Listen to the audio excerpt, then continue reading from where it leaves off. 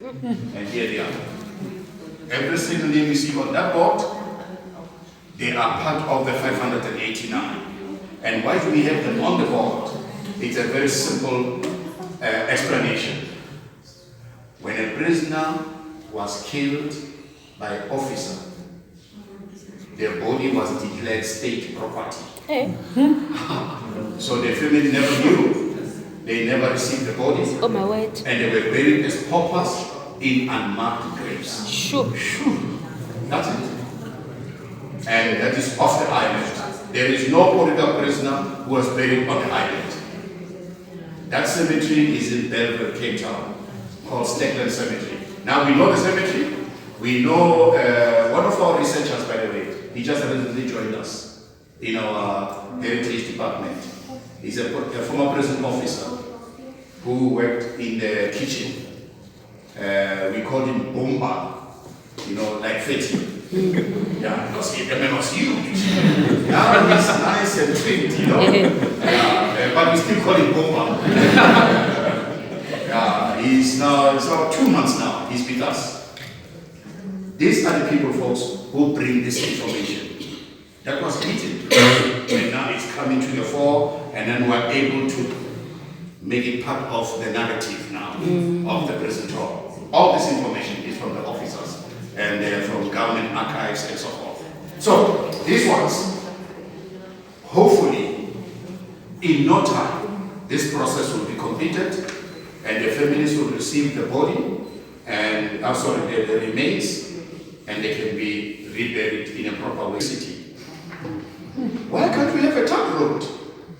Why in our class there's 60 of us to a teacher? We are overpopulated.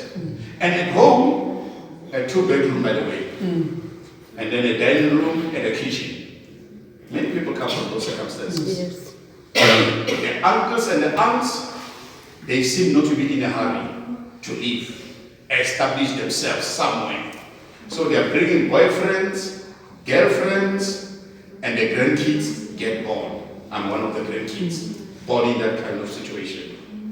And there's so many of us in this forum. The grandmother once said, look guys, call everybody together, the adults. Then he said, half of you, this side, you must only go out there and look for a job where you work only night shift. Half of you, this side, only a job where you work only day shift. Because 24 hours somebody's sleeping at home. Now, if you all sleep at the same time, there is no space. It was the most beautiful thing. Everybody looked after everybody. This saying, it takes a village to raise a child. It was practical.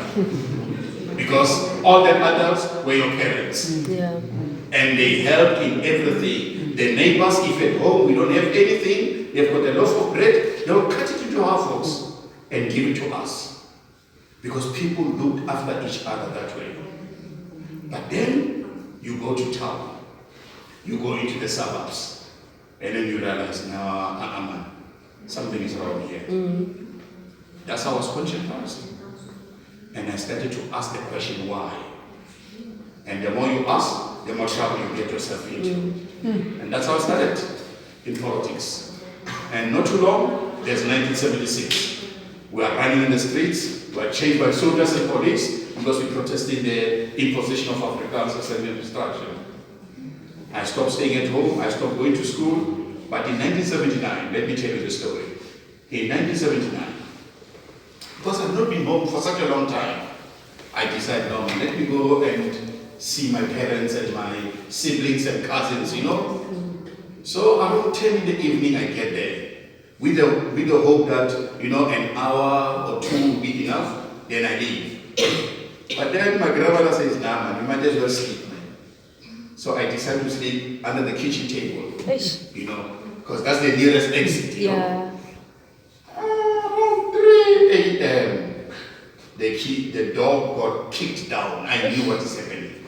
Security police. And this one officer came because my head was covered, pulled the covers, put the torch, remember there's no electricity, put a torch on me, and by a miracle, this was his words. Now, this one is too small. That's not him. And then they moved to the dining room. There's my brother sleeping there, older than me, by the way. And then I guess they took one look at him. I only heard him screaming now. No, it's not me. It's the one in the kitchen. No, please, please, no. And they were dragging my poor brother out. And then we made eye contact. Yeah, that's him. That's him. Not me. Oh, it was not a nice thing to see. That's the last day I was home. Sure. Because as soon as the police left with him, I went to people who knew how to get people out of the country. And I went to exile. Through Botswana, I arrived in Tanzania, I lived in Angola, I lived in Zambia, but I was arrested in South Africa. I just want to take a pause.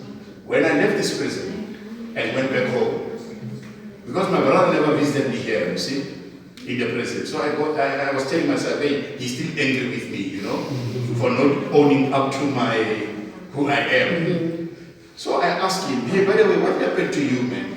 He said, no, man, after 3 days they realized I'm the wrong one, you are the right one.